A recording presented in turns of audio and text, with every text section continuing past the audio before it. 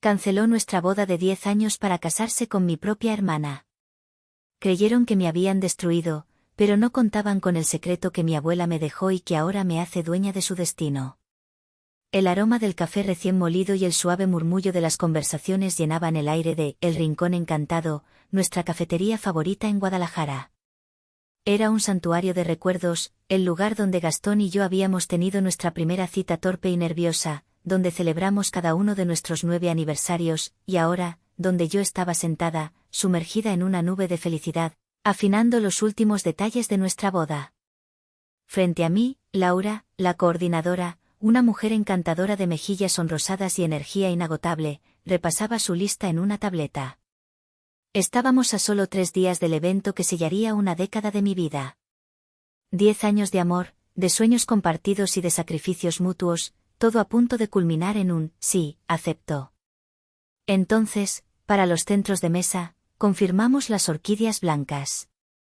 Simbolizan pureza y amor eterno, decía Laura, mostrándome una foto de un arreglo exquisito. Yo asentí, una sonrisa cálida y genuina extendiéndose por mi rostro. Todo era perfecto, casi irreal.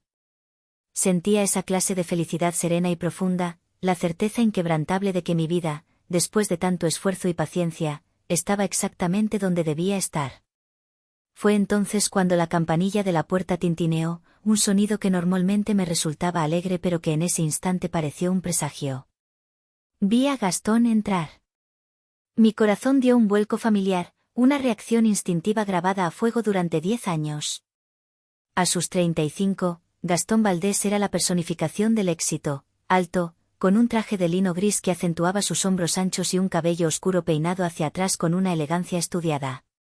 Pero su rostro no era el del novio emocionado que yo esperaba encontrar. Había una rigidez antinatural en su mandíbula, una frialdad opaca en sus ojos grises que congeló la sonrisa en mis labios y envió un escalofrío por mi espalda.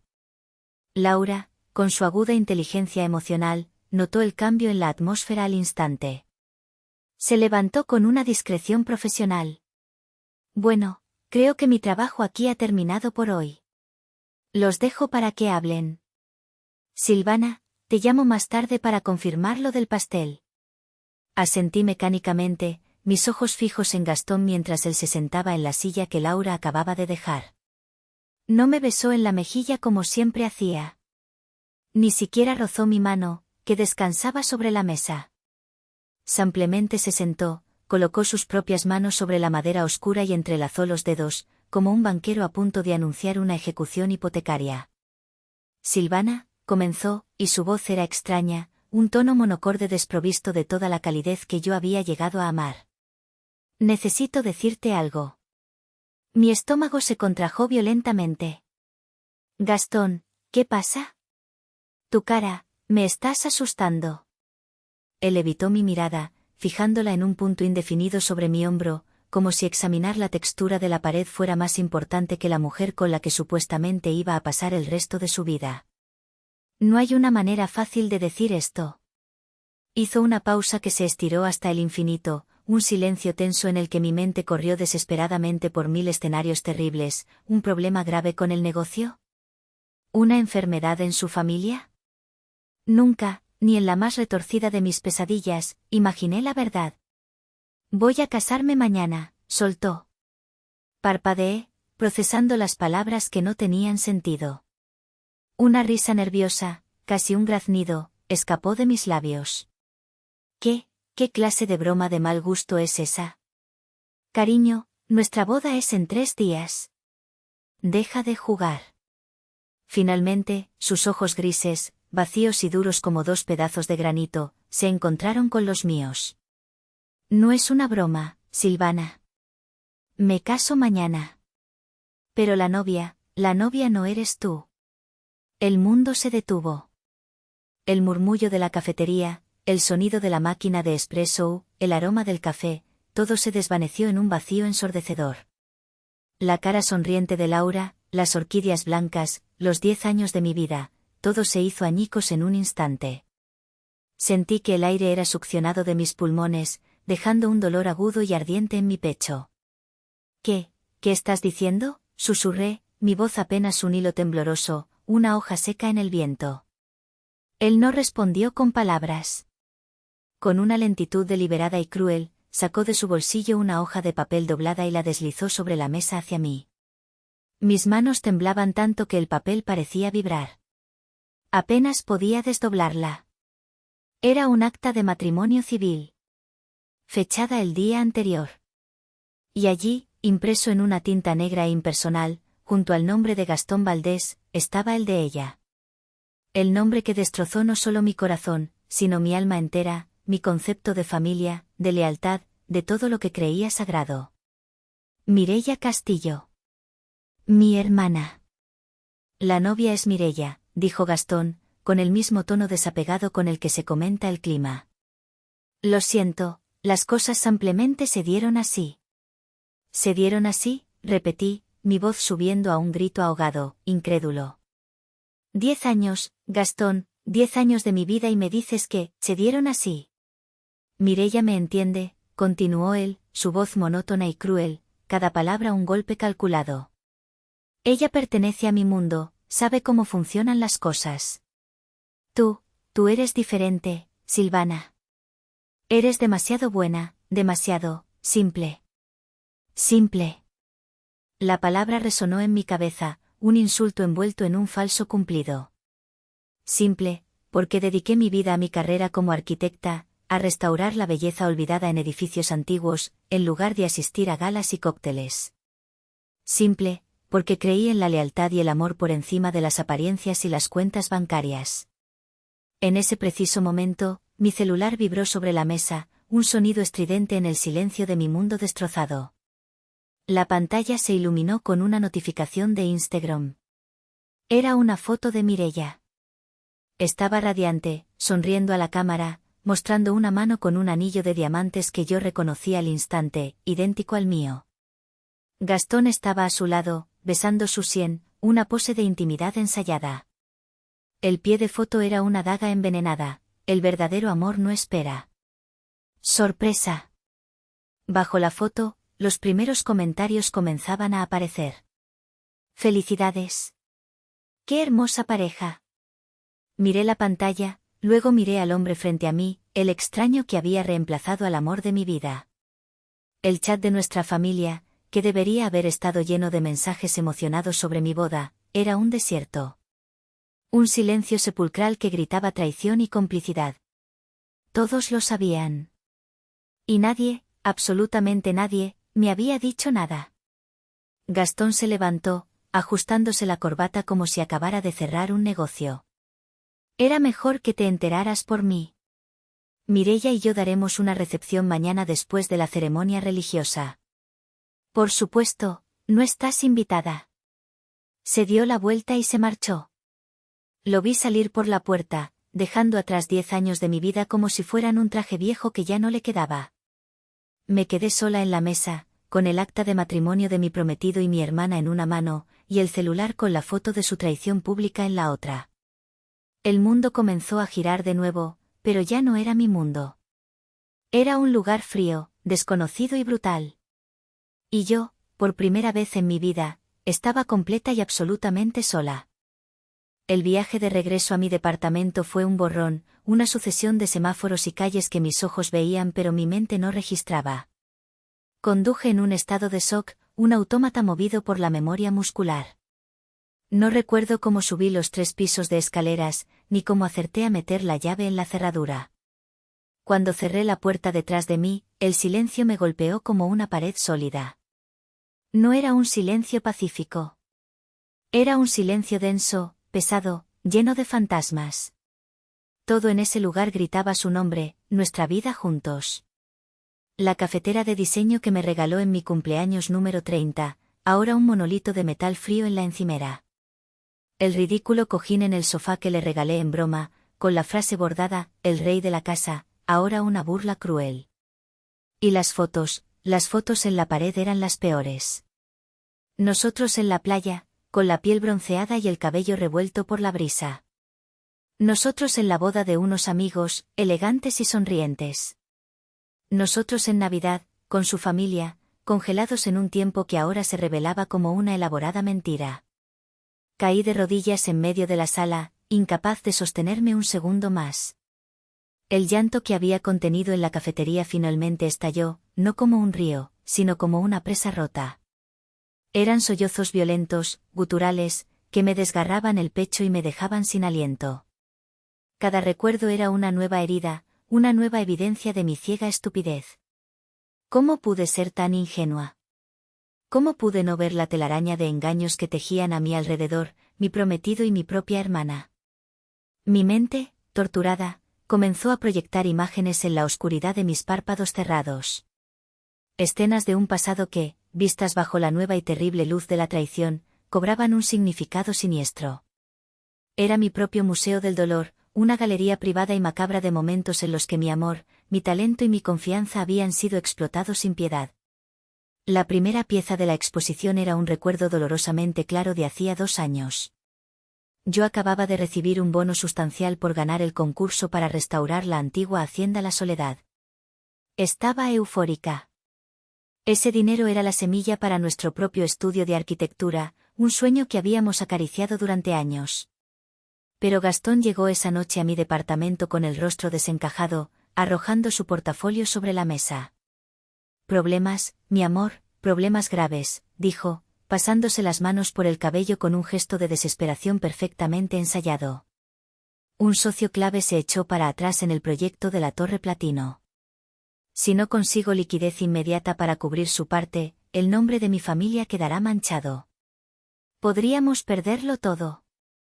Lo vi tan vulnerable, tan asustado, que mi corazón se encogió. «Somos un equipo», le dije, tomándole las manos. «Tu éxito es mi éxito». Sin dudarlo un instante, entré en mi banca en línea y le transferí los 300,000 pesos, cada centavo de mis ahorros, el fruto de meses de trabajo incansable. Él me abrazó con fuerza, llamándome su ángel guardián, su salvadora.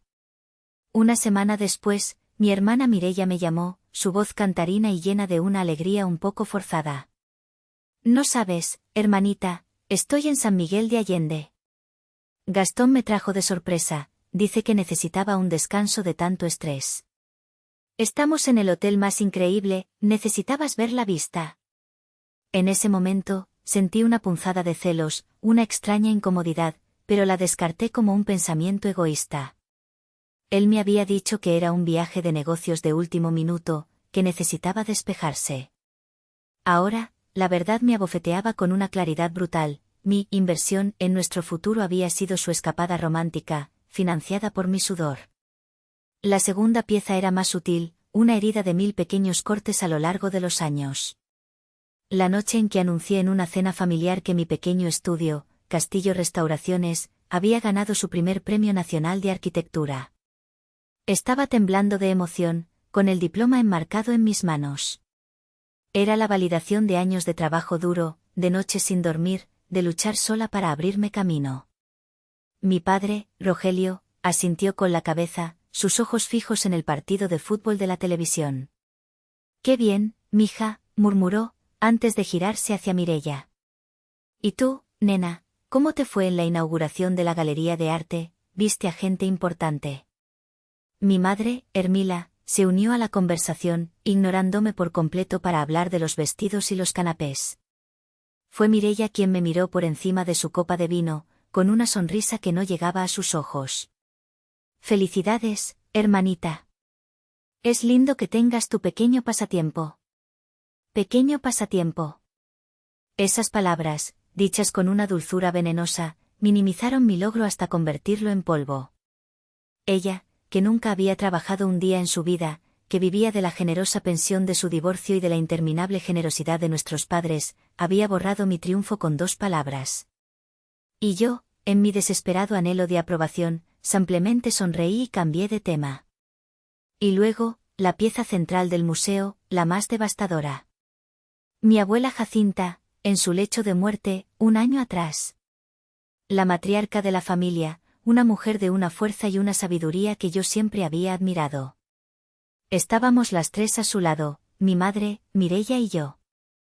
La abuela, con su último aliento, ignoró a su hija y a su nieta mayor, y me llamó a mí. «Silvana, ven acá, mija». Tomó mi mano con la suya, frágil y arrugada como el papel. Me entregó una pequeña caja de madera de cedro, cerrada con una llavecita antigua. Esto no es para cuando estés triste, susurró, su voz un hilo débil pero firme. Es para cuando necesites recordar quién eres. Vi la mirada de Mireia por encima del hombro de mi madre, una mirada afilada, codiciosa y resentida, fija en la caja. Ella siempre había asumido que, como la nieta mayor, heredaría las pocas joyas de valor de la abuela. Pero la abuela me la dio a mí. En ese momento no entendí el significado profundo del gesto. Guardé la caja en mi caja fuerte, como un tesoro sagrado, casi olvidando su existencia. Ahora, arrodillada en el suelo de mi vida en ruinas, las palabras de mi abuela resonaban en mi cabeza. Para cuando necesites recordar quién eres. El llanto se detuvo. Un frío glacial, más profundo que cualquier dolor, comenzó a extenderse por mis venas, apagando el fuego de la agonía. Me levanté del suelo, mis movimientos lentos, deliberados. Fui a mi habitación, abrí la caja fuerte y saqué la caja de madera de cedro. El legado de mi abuela. La última pieza de mi museo del dolor. O quizás era la primera pieza de mi venganza. Pasaron 2 días. 48 horas que se sintieron como una eternidad suspendida en un limbo de dolor y shock. No comí, no dormí y no contesté ninguna de las docenas de llamadas y mensajes que inundaron mi teléfono.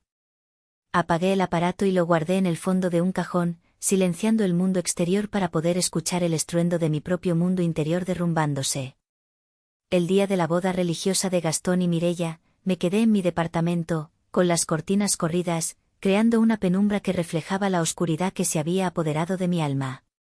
Me negué a torturarme imaginando los detalles, pero las imágenes venían de todos modos, como flashes de una película de terror. Mireia, mi hermana mayor, la que se suponía que debía protegerme, caminando hacia el altar con el vestido de encaje que habíamos visto juntas en una revista, el que ella me había animado a elegir porque me quedaba espectacular. Imaginaba a mis padres, Rogelio y Hermila, sonriendo en primera fila, con lágrimas de orgullo en los ojos, no por mí, sino por su hija mayor, la que finalmente había triunfado al asegurar un Valdés.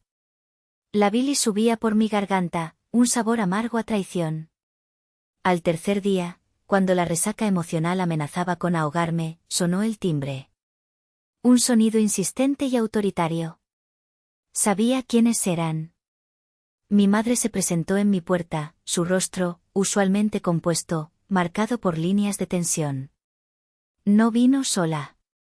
Mi padre la seguía, un paso atrás, con su habitual aire de autoridad moral, como un juez que viene a dictar sentencia. No venían a consolarme. Venían a controlar los daños. Silvana, ya fue suficiente, dijo mi madre, Hermila, entrando sin ser invitada y evaluando el desorden de mi departamento con una mirada desaprobadora. Tienes que salir de este encierro. La gente está empezando a hablar, a hacer preguntas. ¿A hablar?, repetí, mi voz ronca por el desuso, rasposa. ¿Y qué esperaban? ¿Que les enviara flores y una tarjeta de felicitación con un cheque de regalo? Mi padre, Rogelio, cerró la puerta con un golpe seco, un sonido que selló la habitación como una tumba. Esperábamos que mostraras un poco de madurez. De dignidad. Estás avergonzando a la familia con este melodrama. La palabra, melodrama, me golpeó como una bofetada.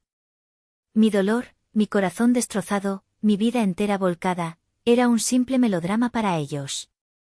Me senté en el sofá, abrazando un cojín contra mi pecho como si fuera un escudo. El escudo no sirvió de nada. Tu hermana ha sufrido mucho, continuó mi madre, sentándose en el borde de una silla, como si no quisiera contaminarse con mi miseria.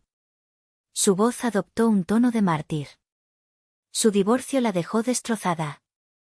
Este matrimonio con Gastón es una segunda oportunidad para ella, una oportunidad de ser feliz. Y Gastón, bueno, él necesita a alguien a su lado que entienda su mundo. Tú eres fuerte, Silvana. Siempre lo has sido. Tú saldrías adelante. Ahí estaba. La justificación que habían ensayado, la narrativa que se habían contado a sí mismos para poder dormir por la noche. Yo era la fuerte, la autosuficiente, la que siempre se las arreglaba sola. Mi fuerza, la cualidad que había cultivado con tanto esfuerzo, se había convertido en mi condena, en la excusa perfecta para sacrificarme en el altar de la felicidad de mi hermana. ¿Y qué hay de mi felicidad, mamá?, pregunté, mi voz temblando de una rabia que empezaba a burbujear bajo la superficie del dolor. ¿Acaso mi felicidad no importa? ¿Mis 10 años de amor y dedicación no significan nada? No seas egoísta, Silvana, espetó mi padre, su voz dura como el acero. Deja de pensar en ti misma por un momento. Piensa en la familia. Esta unión con los Valdés nos beneficia a todos. Nos da una posición, seguridad. Mireia está asegurando el futuro de todos nosotros. Ella no está asegurando nada, repliqué, mi voz ganando fuerza, cada palabra saliendo con una claridad helada.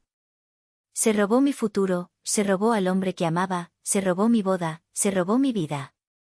En ese momento, la puerta de mi habitación se abrió. Mireia salió de ella. Había estado allí todo el tiempo, escuchando. Estaba vestida con un conjunto de seda color marfil que seguramente costaba más que mi renta de 3 meses. Estaba impecablemente maquillada, luciendo como la dueña y señora del lugar. Su rostro no mostraba ni una pizca de remordimiento. Solo una arrogancia triunfante. Silvana, por favor, madura, dijo, su voz condescendiente, la de una hermana mayor corrigiendo a una niña tonta. Gastón y yo no pudimos evitarlo. Lo nuestro fue magnético. Además, seamos honestas, tú nunca encajaste realmente en su mundo. Eres demasiado predecible. Tu vida gira en torno a tus edificios viejos y tus planos polvorientos. Gastón necesita a alguien con chispa, con ambición. Alguien como yo. Se acercó y se examinó las uñas, recién pintadas de un rojo intenso, el color de la sangre. Hago esto por la familia. Este matrimonio va a elevar nuestro estatus. Vas a poder conocer a gente importante gracias a mí. Deberías estar agradecida. Agradecida. La palabra resonó en la habitación, absurda y monstruosa. Me levanté del sofá, la rabia finalmente quemando a través del dolor, una rabia blanca y pura. Agradecida, ¿por qué me apuñalaste por la espalda? ¿Por qué conspiraste con mis padres para destruir mi vida? Nadie te destruyó, gritó mi padre. Te estás destruyendo tú sola con esta actitud de víctima. Basta, la voz de Mireia cortó el aire, afilada y dominante. Se giró hacia mí, sus ojos oscuros brillando con una malicia que nunca antes había visto tan desnuda. Escúchame bien, hermanita. Se acabó el juego. Gastón me eligió a mí. La familia me apoya a mí. Tú perdiste. Acéptalo de una vez. Deja de ser tan patética. Patética. Esa fue la última palabra. La gota que derramó el vaso y rompió el dique. Miré sus rostros, uno por uno, el de mi madre, suplicante pero débil, una cómplice silenciosa, el de mi padre, severo y sentencioso, mi juez y verdugo, y el de Mireia, triunfante y cruel, la ladrona de mi vida. En ese instante, algo dentro de mí se rompió para siempre. No fue mi corazón, ese ya estaba en ruinas. Fue el último hilo de amor filial, la última pizca de esperanza de que mi familia me quisiera incondicionalmente. Se rompió con un chasquido silencioso pero definitivo. No dije nada más.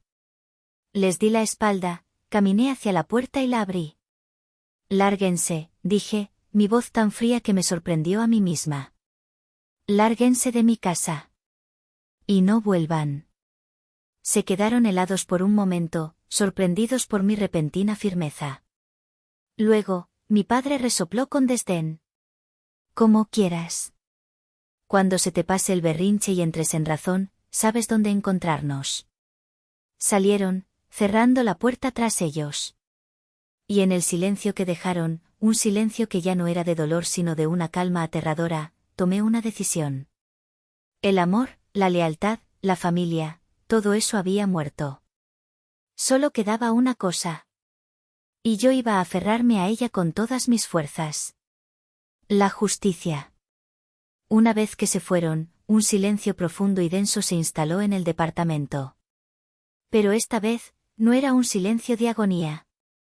Era el silencio del vacío, el silencio que precede a la creación. No lloré. El pozo de mis lágrimas se había secado, reemplazado por un desierto de resolución. Me moví por el espacio que había sido mi hogar, pero que ahora se sentía como un escenario de un crimen, con una calma metódica que me asustaba y me fortalecía a la vez. Comencé un ritual de purga. Abrí el armario y saqué cada prenda de ropa que Gastón había dejado, sus camisas, sus trajes, incluso los calcetines olvidados. Fui al baño y barrí con su cepillo de dientes, su loción de afeitar, su perfume, cuyo aroma ahora me revolvía el estómago. Descolgué cada fotografía en la que aparecía su rostro sonriente, cada una mentira enmarcada. Metí todo en cajas de cartón, sellándolas con cinta adhesiva como si estuviera conteniendo un material tóxico. Dejé las cajas junto a la puerta, listas para ser desechadas como los 10 años de mi vida que representaban. El agotamiento me pesaba como una manta de plomo, pero mi mente estaba más clara que nunca, febril y precisa. Fui a mi oficina, el pequeño espacio en mi departamento que siempre había sido mi santuario, el único lugar que era verdaderamente mío. Las paredes estaban cubiertas de bocetos, planos y fotografías de mis proyectos, las elegantes fachadas de casonas porfirianas, los robustos arcos de piedra de antiguas misiones, las nobles vigas de madera centenaria. Siempre había creído que mi trabajo era darle una nueva vida a lo que otros consideraban ruinas, encontrar la estructura sólida, el alma, bajo las capas de abandono y polvo. Mis ojos se posaron en el plano principal de mi proyecto actual, la restauración de la finca San Jacinto, una hacienda del siglo XVIII que había sido devorada por la maleza durante décadas. El techo se había derrumbado, las paredes estaban cubiertas de enredaderas y el suelo era un mosaico de baldosas rotas. Todos la daban por perdida, una causa imposible. Pero yo no. Yo había visto su potencial. Había caminado entre sus ruinas y había visto los huesos fuertes y hermosos bajo la decadencia. Había trazado un plan para levantarla de nuevo, más majestuosa que antes. Y de repente, me di cuenta. Esa finca era yo. Me habían despojado de todo, me habían dejado en ruinas, habían permitido que la maleza de su traición creciera sobre mí. Pero mi estructura, mi esencia, mi alma, seguía intacta. Ellos no me habían destruido. Solo habían revelado de que estaba hecha realmente. Fue entonces, en ese instante de epifanía, con el olor a papel y grafito llenando mis sentidos, que recordé las palabras de mi abuela Jacinta. Es para cuando necesites recordar quién eres. Caminé hacia la caja fuerte oculta detrás de un gran plano enmarcado de la Catedral de Guadalajara. Mis dedos, firmes y seguros, marcaron la combinación. Saqué la pequeña caja de madera de cedro. Olía a tiempo, a secretos, a la lavanda seca que mi abuela siempre guardaba en sus cajones. Me senté en el suelo de mi oficina, con la caja en mi regazo. La luz del atardecer entraba por la ventana, tiñendo la habitación de un tono anaranjado y melancólico. Usé la llavecita antigua para abrirla. El aire pareció contener la respiración cuando levanté la tapa. Dentro, no había joyas ni dinero. Había un fajo de documentos viejos, amarillentos por el tiempo, atados con un listón de seda que alguna vez fue azul y ahora era de un gris pálido. Con un cuidado reverencial, desaté el nudo y comencé a leer, mi corazón latiendo con una anticipación que no era ni de miedo ni de esperanza, sino de certeza. Eran títulos de propiedad. Escrituras originales, con sellos de cera y firmas de notarios de hacía más de 50 años. A medida que mis ojos recorrían el lenguaje legal, denso y arcaico, mi pulso se aceleraba. Los documentos probaban, sin lugar a dudas, que mi abuela, Jacinta Villalobos de Castillo, era la propietaria original y única de 3 enormes terrenos ubicados en la zona más exclusiva y de mayor plusvalía de Guadalajara. Mi respiración se atoró en mi garganta. Conocía esas direcciones. Las conocía muy bien. Las había visto en los planos de Gastón, en las vallas publicitarias, en las revistas de sociedad. Eran las ubicaciones exactas de los 3 desarrollos inmobiliarios más exitosos y prestigiosos de Construcciones Valdés, el imponente complejo de oficinas, Torre Platino, las opulentas residencias de lujo, Puerta de Hierro y Stats, y, el más reciente y lucrativo, el centro comercial La Cima. La joya de la corona del imperio de Gastón. Busqué más adentro de la caja. Había un contrato de arrendamiento. Un contrato firmado hacía 30 años entre mi abuela Jacinta y el padre de Gastón, un hombre al que yo siempre había llamado suegro. El contrato cedía el uso de los terrenos a Construcciones Valdés, por una suma mensual que, incluso para esa época, era ridículamente baja. Una renta simbólica. Una ganga que había permitido a los Valdés construir una fortuna multimillonaria sobre la tierra de mi abuela. Pero lo más importante, la cláusula que hizo que mi corazón martilleara contra mis costillas con la fuerza de un mazo, era la fecha de vencimiento. El contrato de 30 años expiraba en 2 semanas. Exactamente el último día del mes. Finalmente, al fondo de la caja, había un sobresellado con el escudo de un notario. Dentro estaba el testamento de mi abuela. Era corto, simple y devastadoramente brillante. Dejaba todas sus propiedades, incluyendo explícitamente los 3 terrenos mencionados, como única y universal heredera, a su nieta, Silvana Castillo. Y me nombraba a mí, y solo a mí, como albacea, con pleno y absoluto poder para administrar, vender o renegociar cualquier contrato relacionado con dichas propiedades. Me quedé sentada en el suelo, rodeada de papeles que valían una fortuna, pero que representaban algo mucho más valioso, poder. La abuela no me había dejado solo tierra, me había dejado un arma. Un arma nuclear, cargada y lista para ser disparada. Ella lo había sabido. De alguna manera, con su sabiduría ancestral, había previsto que llegaría un día en que necesitaría más que amor y talento para sobrevivir. Necesitaría poder. El frío en mis venas se convirtió en un fuego helado. Ya no era la víctima. Ya no era la hermana sacrificada. Ya no era la prometida abandonada. Era la dueña del tablero de juego. Ellos solo eran piezas. Tomé mi teléfono, el que había estado apagado en un cajón. Lo encendí y busqué un número en mis contactos. Sonó 2 veces antes de que una voz amable y anciana, debilitada por los años pero firme, respondiera. «Tío Tadeo», dije, mi voz segura, sin un ápice de duda. «Soy Silvana. Necesito tu ayuda. Es sobre la abuela Jacinta. Creo que tengo algo que te interesará mucho ver». Del otro lado de la línea, mi tío abuelo, el hermano de mi abuela y un abogado legendario ya retirado, guardó silencio por un momento.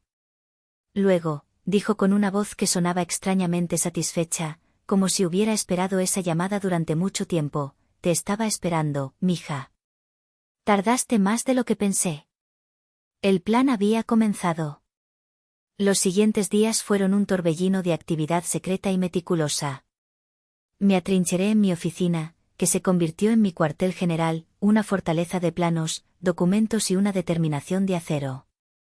Mi tío Tadeo, a pesar de sus 80 años, tenía una mente tan afilada como un bisturí y una energía que desmentía su edad. Llegó a mi departamento con un maletín de cuero desgastado lleno de libros de derecho y una mirada decidida en sus ojos. «Tu abuela era la mujer más inteligente y precavida que he conocido», dijo mientras examinaba los documentos con una lupa, sus cejas blancas fruncidas en concentración. «Dejó todo perfectamente atado, sin cabos sueltos. Estos títulos son inexpugnables. El testamento es claro como el agua.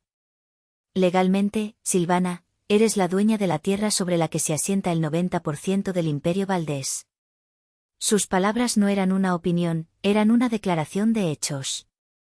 Bajo su guía, nos movimos con la precisión de cirujanos. Contratamos a una de las firmas de auditores más prestigiosas de la ciudad, un grupo de hombres y mujeres serios que no le debían favores a nadie en Guadalajara. Mientras ellos se sumergían en la tarea de verificar la legalidad de mis documentos y preparar los certificados de libertad de gravamen, yo me dediqué a otra tarea más oscura. Recordé un nombre que Gastón había mencionado con desdén en varias ocasiones: Ismael Rojas, un periodista de investigación del diario local, conocido por su tenacidad y por haber sacado a la luz un par de escándalos corporativos que habían sacudido a la ciudad. Conseguí su contacto a través de un antiguo cliente y le propuse una reunión. Nos encontramos en un café discreto y anónimo en el centro, lejos de las zonas de lujo que frecuentaban Gastón y Mireia. Ismael era un hombre de mediana edad, con una mirada escéptica, arrugas de preocupación en la frente y una libreta siempre en la mano. Le conté mi historia.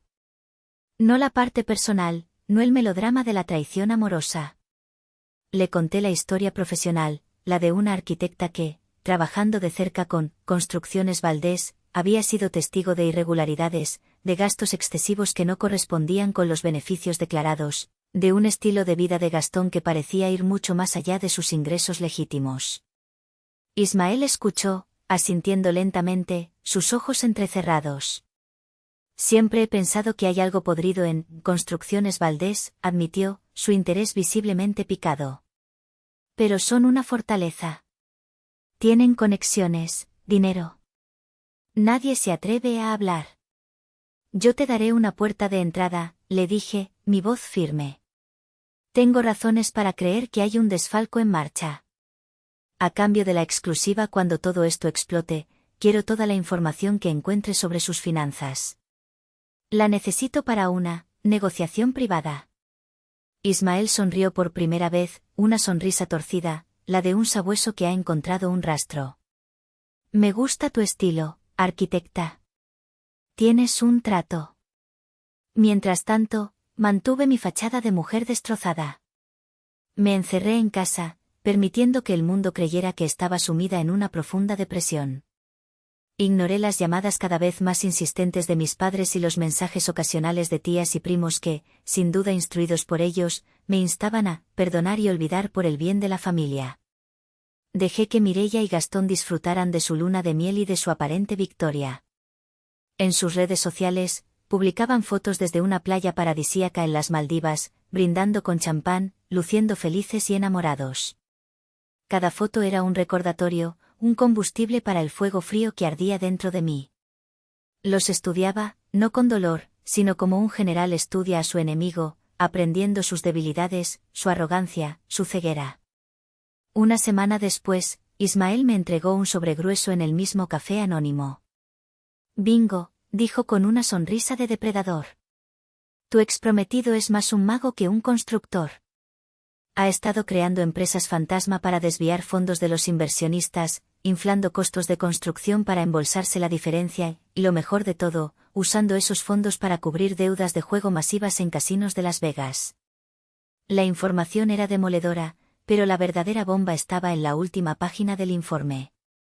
Y tu hermana no es solo la esposa trofeo, añadió Ismael, señalando una serie de transferencias bancarias. Estos documentos muestran transferencias regulares de una de las empresas fantasma a una cuenta offshore a su nombre. Ella estaba al tanto de todo. Era su cómplice. Este era su precio por ayudarlo a mantener la farsa y, probablemente, por darle la coartada social que él necesitaba. Sentí una náusea fría. No era solo una traición por amor o por celos, era una conspiración criminal, fría y calculada. Mi propia hermana había participado activamente en un fraude, ayudando a Gastón a robarle a sus propios socios e inversionistas, a la gente que confiaba en él. Con esta nueva y letal arma en mi arsenal, mi tío Tadeo y yo preparamos el golpe final. Redactamos 3 documentos, cada uno una obra maestra de la jerga legal. El primero, una notificación formal de término de contrato de arrendamiento, que se entregaría el día exacto de su vencimiento, sin un día de gracia. El segundo, una propuesta para un nuevo contrato de arrendamiento, con una renta actualizada al valor real del mercado, una cifra astronómica que sabíamos que era absolutamente impagable para una empresa financieramente hueca. Y el tercero, el más letal, un borrador detallado de una demanda penal por fraude, asociación delictuosa y malversación de fondos, nombrando a Gastón Valdés y a Mireia Castillo de Valdés como los principales acusados. Solo necesitábamos el escenario perfecto para detonar la bomba. Y ellos mismos, en su infinita arrogancia, nos lo proporcionaron. En el periódico local, un anuncio a toda página, con sus rostros sonrientes, celebraba la próxima inauguración de La Cima Valdés, el centro comercial más lujoso de la ciudad. Se celebraría una fiesta de gala para inversionistas, políticos y la crema innata de la sociedad de Guadalajara. Mireia y Gastón serían los anfitriones de honor. Sería su coronación oficial como la nueva pareja de poder de la ciudad. Le mostré el anuncio a mi tío Tadeo. Él se ajustó las gafas, leyó el anuncio y una sonrisa lenta y satisfecha se dibujó en su rostro arrugado. Perfecto, dijo. Van a organizar su propia ejecución pública. Y nosotros, mija, nosotros les llevaremos el hacha. La noche de la gala, el gran salón del club industrial era un mar de opulencia. Candelabros de cristal, tan grandes como automóviles pequeños, arrojaban una luz dorada sobre cientos de invitados vestidos con sus mejores galas. El aire vibraba con el sonido de copas de champán chocando, risas forzadas y la música suave de un cuarteto de cuerdas que apenas lograba imponerse al murmullo de las conversaciones de negocios y los chismes de sociedad. En el centro de todo, como un rey y una reina en su corte, estaban Gastón y Mireia, el epicentro de este universo de apariencias. Él, impecable en un smoking de diseñador que gritaba dinero. Ella, deslumbrante en un vestido de lentejuelas plateadas que se adhería a su figura, su sonrisa brillante y satisfecha, una sonrisa que había practicado frente al espejo. Estaban en la cima del mundo, recibiendo felicitaciones, aceptando elogios por su visión y su éxito. Eran la pareja poderosa del momento, la encarnación del triunfo. Yo observé la escena desde las sombras del vestíbulo, invisible para ellos. No era la Silvana que conocían, la que habían descartado. La mujer rota y deprimida había sido reemplazada por alguien que ni yo misma reconocía del todo. Llevaba un vestido negro, de corte sencillo pero de una elegancia severa, que contrastaba con el brillo ostentoso de la multitud. Mi cabello estaba recogido en un moño pulcro y mi maquillaje era mínimo, pero mis ojos ardían con una intensidad helada. A mi lado, mi tío Tadeo, vestido con un traje oscuro, parecía un patriarca venerable y justo. Junto a él, un hombre bajo y calvo con un portafolio de cuero, el notario público más respetado de la ciudad, un hombre cuya reputación de incorruptible era legendaria. Esperamos el momento preciso, como depredadores esperando que su presa se sienta más segura. Gastón subió al escenario para dar el discurso principal. Su voz, amplificada por los altavoces, llenó el salón. Agradeció a los inversionistas por su fe inquebrantable, elogió a su padre por su legado y luego, con una sonrisa que pretendía ser amorosa pero que a mí me pareció una mueca, llamó a Mireia para que se uniera a él. Y nada de esto sería posible sin la inspiración y el apoyo incondicional de mi maravillosa esposa, dijo, su voz resonando con una falsa sinceridad. Mireia no es solo mi compañera de vida, es mi socia, la mente estratégica que ha impulsado a Construcciones Valdés hacia un futuro brillante y sin límites. Mireia tomó el micrófono, su voz llena de una falsa humildad que me revolvió el estómago. Gracias, mi amor. Cuando dos familias con una visión compartida se unen, el resultado solo puede ser el éxito. Este proyecto, la Cima Valdés, es más que un edificio. Es un símbolo de lo que podemos lograr juntos. Es solo el comienzo de nuestro legado.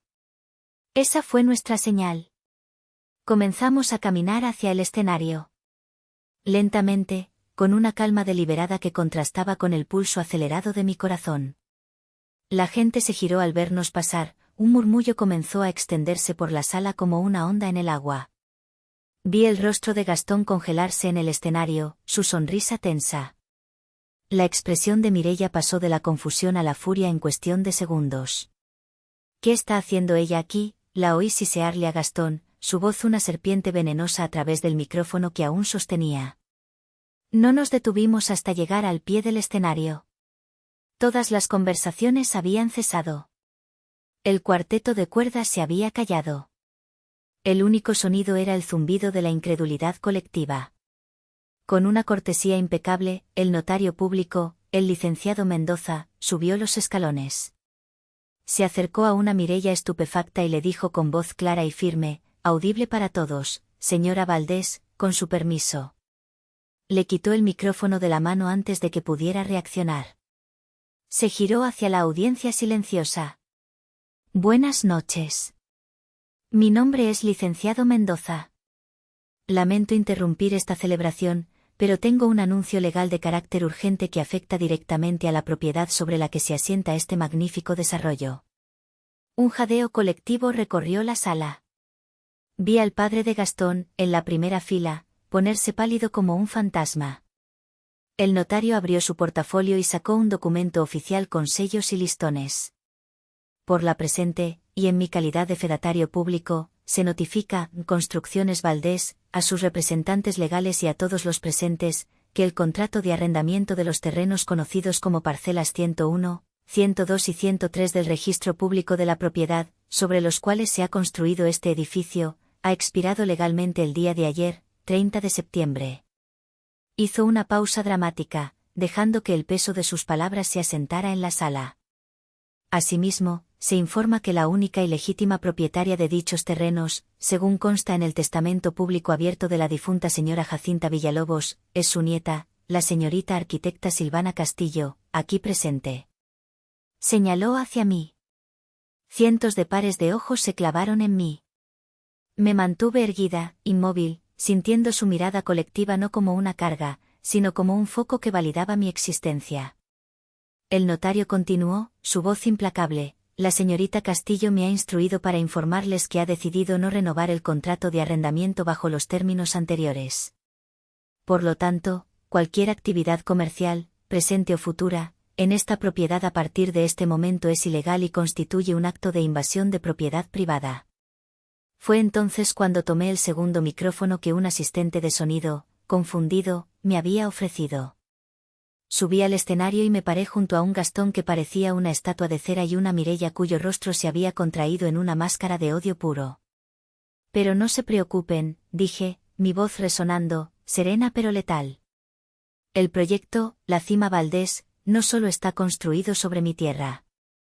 Está construido sobre un fraude. Con un clic en un control remoto que tenía en la mano, las pantallas gigantes detrás del escenario, que antes mostraban imágenes glamorosas del centro comercial, cobraron vida. En ellas aparecieron diagramas de flujo, nombres de empresas fantasma, números de cuentas en paraísos fiscales y copias de extractos bancarios. Las pruebas irrefutables que Ismael Rojas me había proporcionado. Su anfitrión, el señor Gastón Valdés, continué, señalándolo sin mirarlo, como si fuera un objeto de estudio, ha estado desviando sistemáticamente fondos de los inversionistas aquí presentes durante los últimos 3 años para cubrir sus deudas personales y su extravagante estilo de vida. Y su brillante, socia estratégica, mi voz goteaba sarcasmo, mi hermana Mireia, ha sido su cómplice a cambio de un generoso porcentaje del botín que depositaba en una cuenta secreta a su nombre. El caos estalló. El salón, que momentos antes era un santuario de elegancia y poder, se transformó en un manicomio en cuestión de segundos. La música se detuvo abruptamente. Los inversionistas, hombres y mujeres de rostros endurecidos por los negocios, se pusieron de pie, gritando, exigiendo respuestas, sus voces una cacofonía de rabia y pánico. Los periodistas, oliendo la sangre, se abalanzaron hacia el escenario como una jauría de lobos, sus cámaras parpadeando sin cesar, capturando cada detalle de la implosión en tiempo real. Vi al padre de Gastón, un hombre que siempre me había parecido un roble, agarrarse el pecho y desplomarse en su silla, su rostro de un color ceniciento.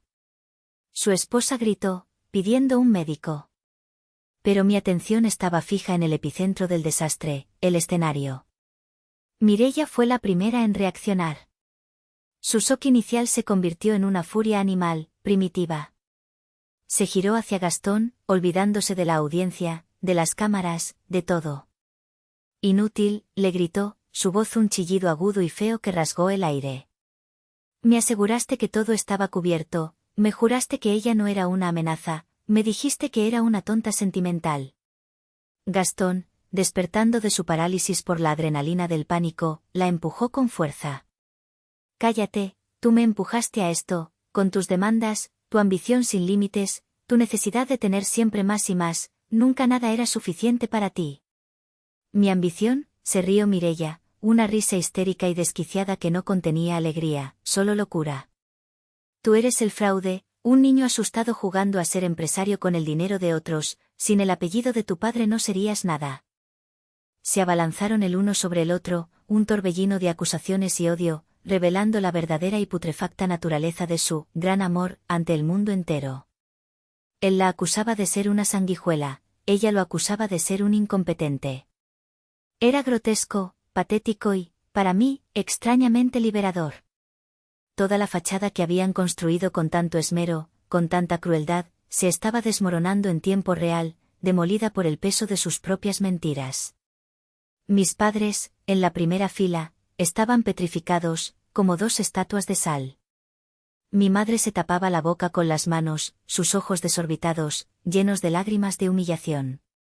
Mi padre miraba a Mireia, su hija predilecta, su triunfadora, con una expresión de horror e incredulidad, como si viera a un monstruo que él mismo había creado.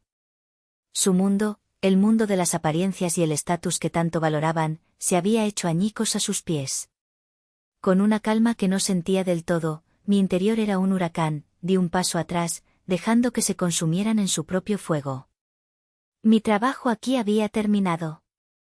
Entregué el control remoto y el micrófono a mi tío Tadeo, quien asintió con una mirada de sombrío orgullo. Bajé del escenario por la escalera lateral. Nadie intentó detenerme. La gente se apartaba a mi paso, como si el mar rojo se abriera. Me miraban con una mezcla de asombro, miedo y, en algunos casos, una pizca de admiración. Me abrí paso entre la multitud caótica como si estuviera protegida por un campo de fuerza invisible. Los días y semanas que siguieron fueron una avalancha de consecuencias. Construcciones Valdés se declaró en bancarrota en menos de 48 horas. Los inversionistas presentaron una demanda colectiva por fraude masivo. El nombre Valdés, antes sinónimo de prestigio y poder en Guadalajara, se convirtió en sinónimo de estafa y vergüenza. Gastón y Mireia, despojados de su riqueza y su estatus, se enfrentaron a la justicia. Pero su mayor castigo no fue el legal, sino la humillación pública y el odio virulento que ahora se profesaban mutuamente. Se divorciaron en medio de un escándalo de acusaciones cruzadas, cada uno tratando de salvar su propio pellejo culpando al otro. Perdieron a todos sus amigos, fueron expulsados de todos los círculos sociales. Se convirtieron en fantasmas. Mi familia también se fracturó. La vergüenza fue demasiado grande. Mis padres y Mireia se convirtieron en parias sociales. Unas semanas después del escándalo, vinieron a verme. No a mi departamento, sino a mi oficina. Fue una tarde gris y lluviosa. Se veían demacrados, envejecidos 10 años en un mes. Era una delegación de los vencidos. Gastón, su padre, y Mireia, que no se atrevía a mirarme a los ojos. Fue el padre de Gastón quien habló, su voz, antes tan resonante, ahora un susurro roto.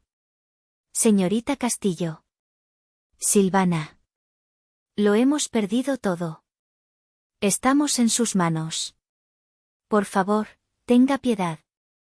Gastón intentó dar un paso hacia mí, su rostro una máscara de desesperación. Silvana, yo te amaba. De verdad. Fui un tonto, un cobarde. Déjame arreglarlo. Haré lo que sea. Lo miré, y por primera vez desde aquella tarde en la cafetería, no sentí ni dolor ni rabia. Solo sentí una profunda y abrumadora lástima. Tú no me amabas, Gastón, dije con calma. Amabas lo que yo te daba, mi apoyo incondicional, mi talento para solucionar tus problemas, mi lealtad ciega. Pero nunca me viste a mí, a la persona. Me giré hacia Mireia. Ella finalmente levantó la vista, y en sus ojos no vi arrepentimiento, solo un rencor profundo y amargo que el desastre no había podido apagar. Les ofrezco un trato, dije, mi voz resonando en el silencio de la oficina. No era una oferta de paz, era una sentencia. Cederán el control total de los activos que queden de la empresa, el 60% de las acciones, a un fideicomiso que yo administraré. Gastón y Mireia serán removidos permanentemente de cualquier cargo y firmarán una renuncia a cualquier reclamación futura. A cambio, mi demanda penal, la que está lista para ser presentada, no procederá. Tienen 24 horas para decidir. No había nada que decidir. Estaban acorralados, sin opciones. Aceptaron.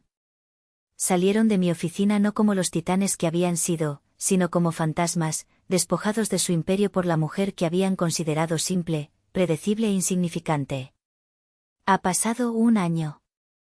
Un año desde la noche en que el imperio Valdés se convirtió en cenizas. Pero como he aprendido en mi profesión, a veces las estructuras más hermosas y fuertes nacen de las ruinas.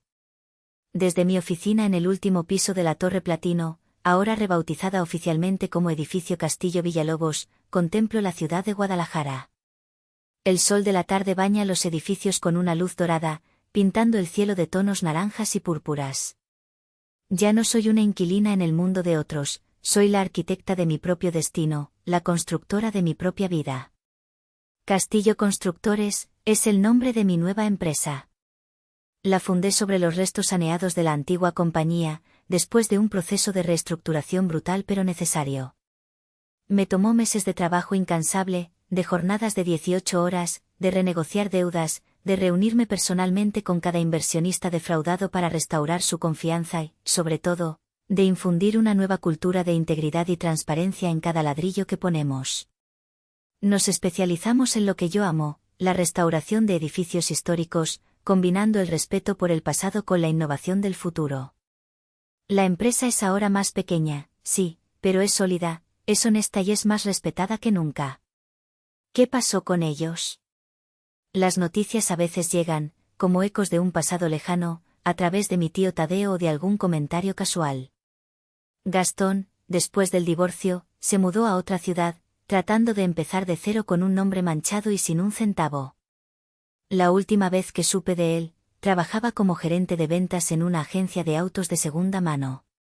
Un rey destronado, condenado a vender reinos de hojalata. Mireia fue la que peor lo llevó. La caída desde la cima fue demasiado dura para su orgullo. Despojada de su estatus, de su riqueza y de su círculo social, se hundió en la amargura. Vive con mis padres, en la misma casa donde crecimos, en su antiguo cuarto de adolescente, un recordatorio constante y humillante de todo lo que perdió por su propia codicia. Se ha convertido en una sombra resentida, culpando al mundo entero de su desgracia, sin aceptar nunca su propio papel en ella. Mis padres, esa es la herida que quizás nunca sane del todo. Han intentado acercarse. Llaman en mi cumpleaños. Envían mensajes en Navidad. Mi madre a veces me deja mensajes de voz llorosos, llenos de disculpas tardías. Me invitan a cenas familiares que yo siempre rechazo cortésmente, con una excusa de trabajo. Los perdoné, en el sentido de que ya no dejo que su traición me consuma o defina mis días. Pero el puente de la confianza fue dinamitado, y hay estructuras que ni siquiera la mejor arquitecta del mundo puede reconstruir. Mantengo una distancia educada, la misma distancia que ellos me impusieron cuando más los necesité. Es una paz fría, pero es paz al fin y al cabo. A veces, en noches tranquilas como esta, cuando el único sonido es el suave zumbido de la ciudad abajo, saco la pequeña caja de madera de cedro de un cajón de mi escritorio. La abro y toco los papeles viejos, el legado de mi abuela. Ella no me dejó solo tierra. Me dejó una lección invaluable, que la verdadera fuerza no reside en la riqueza ni en el poder, sino en conocer tu propio valor, en construir tu vida sobre una base de integridad, incluso cuando nadie más lo ve. He perdido una familia, es cierto. Pero en el proceso, me encontré a mí misma. Encontré una libertad que nunca supe que me faltaba, la libertad de no necesitar la aprobación de nadie, la libertad de cometer mis propios errores y celebrar mis propios triunfos, la libertad de construir mi vida según mis propios planos, con mis propias reglas. Miro la ciudad que se extiende ante mí, un lienzo de posibilidades. No estoy sola. Tengo a mi tío Tadeo, que ahora es mi consejero principal. Tengo a mis amigos leales, los pocos que se quedaron cuando todo se derrumbó. Tengo un equipo que cree en mí y en mi visión. Y lo más importante, me tengo a mí misma. Fuerte. Completa. Restaurada. Dicen que la sangre es más espesa que el agua, pero, ¿qué haces cuando tu propia sangre intenta ahogarte? ¿Fue mi justicia demasiado cruel, o fue la única lección que podían entender? Déjenme saber qué piensan.